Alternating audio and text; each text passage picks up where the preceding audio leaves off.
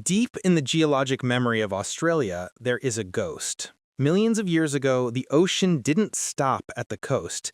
It reached straight into the burning heart of the continent. Where dust now chokes the air, coral reefs once thrived. Where the ground cracks under the sun, prehistoric marine reptiles hunted in cool, blue depths. And then, the water vanished. The continent's center dried up. The sun scorched the land bare. What remained was not a paradise, but a white scar. A desert where salt snaps under your boots and the air stings your lungs. For centuries, Australians have looked at this empty, arid expanse and asked a singular, dangerous question. If the ocean left, can we force it to return? This is the story of one of the most audacious engineering gambles of the 21st century. It is a plan to pump the ocean 600 kilometers, 370 miles, deep into the mainland, against gravity, against economics, and perhaps against nature itself. It involves a $5 billion price tag, a web of pipelines, and a battle to save the Australian economy from collapsing under its own thirst. Today, we're looking at why Australia wants to drag the ocean across a continent and the catastrophic risks of trying to play God with geography. On a map, the north of South Australia looks like a crater. The ground is white, scarred by the thin, phantom lines of ancient rivers. Occasionally, rare rains send a pulse of life through these dry arteries, but within days, the water is gone. For over 100 years, explorers believed the solution was obvious: Kadithanda Lake Eyre. Lying 15 meters, 49 feet below sea level, this massive depression covers an area roughly the size of Belgium. It looks like the perfect natural reservoir. In the 19th century, dreamers proposed cutting a canal from the ocean to the lake, creating a permanent inland sea to humidify the climate and green the desert. But the more engineers crunched the numbers, the more they realized the lake was a trap. Physics is cruel here. The evaporation rate is staggering. The sun steals over 3 meters, 11 feet of water from the ground every year. If you filled this basin with seawater, the H2O would evaporate, leaving the salt behind. Within a few years, you wouldn't have an inland sea. You would have a toxic, hypersaline sludge, saltier than the Dead Sea and useless for life. So they looked underground. The Great Artesian Basin is one of the largest freshwater aquifers on Earth, spanning a fifth of the continent. For decades, mining giants tapped this ancient water to extract copper and uranium at sites like Olympic Dam. But this is fossil water. It doesn't replenish. Indigenous springs are drying up, and ecosystems that have survived for millennia are blinking out. The conclusion was inescapable. The sky provides no rain, the ground provides no reserves. If Australia wants to keep its northern industries alive, there is only one source left. They have to turn to the ocean. Enter the Northern Water Project. The plan is industrial alchemy on a massive scale.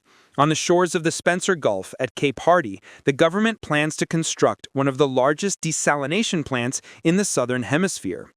Through reverse osmosis, millions of liters of seawater will be forced through microscopic membranes, stripped of salt, remineralized, and then blasted into a steel artery.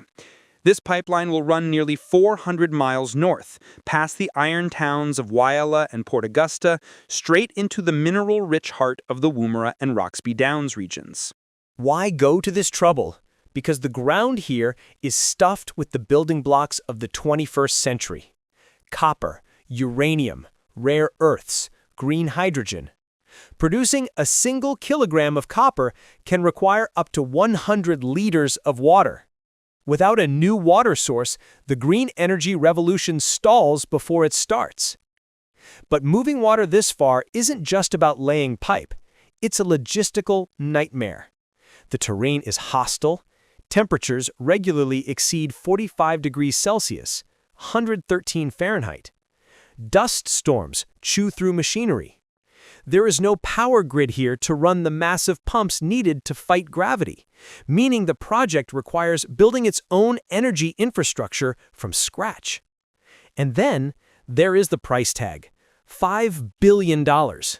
And in the world of megaprojects, the initial budget is merely a suggestion. If the buyers, the mining giants, don't sign 30-year contracts, this could become the world's most expensive dry pipe. But the financial risk pales in comparison to the ecological one. Desalination sounds like magic, but it has a dark byproduct: brine.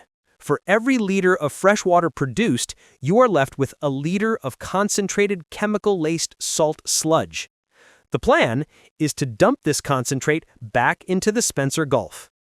The problem is, the Gulf isn't the open ocean. It's a narrow, slow-moving body of water. It doesn't flush easily.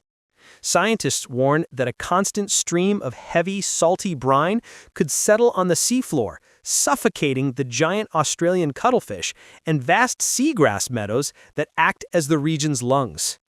We have seen this happen in the Mediterranean and the Persian Gulf. Dead zones where the salinity is so high, nothing survives, and the scars aren't just underwater. For the Barngarla and Najiri people, the pipeline route isn't just empty space. It is a living cultural landscape mapped by songlines and ancestors. Under the Aboriginal Heritage Act, every mile of construction requires grueling negotiation. If the excavators destroy a sacred site, the project stops. This is a clash between the oldest continuous culture on Earth and the newest industrial demands. So if the cost is astronomical and the environmental risk is high, why do it? Because the alternative might be worse. To the southeast lies the Murray-Darling Basin. This river system is the food bowl of Australia, producing 40% of the nation's agriculture. But we are bleeding it dry. We have dammed, diverted, and drained the Murray until it barely flows. In drought years, the river stops. Toxic algal blooms turn the water neon green. Millions of fish die in mass events that look like something out of the apocalypse. The Northern Water Project offers a trade-off.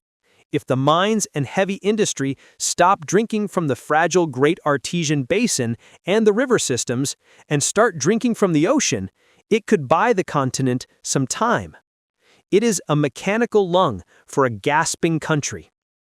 But while the government bets billions on a mega pipeline, a quieter, smarter revolution is happening in the background. While engineers try to conquer the land, others are harvesting the sky. In the remote deserts where pipes will never reach, you will find rows of devices that look like solar panels. But they don't generate electricity, they generate water. These are hydropanels. Using solar energy, they pull moisture from the air, condense it, mineralize it, and dispense pure drinking water. No pipes, no electricity grid, just physics.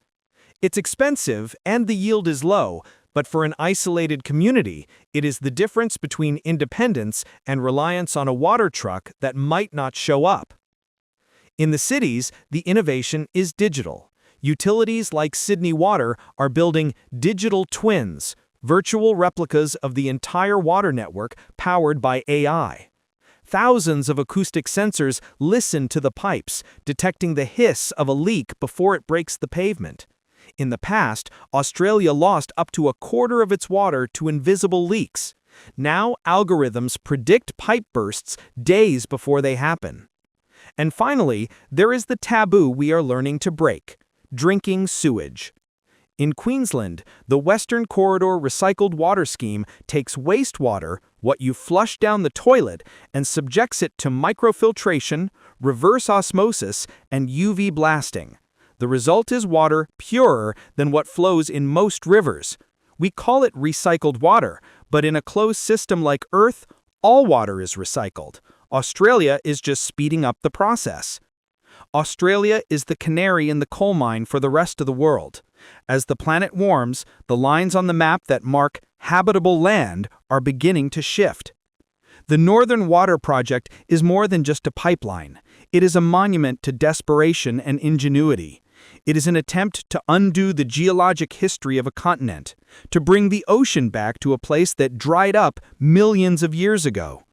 It faces hurdles that would break most nations: extreme heat, indigenous rights, fragile ecosystems, and a price tag that keeps climbing. But when you live on the driest inhabited continent on Earth, the impossible solutions eventually become the only ones left.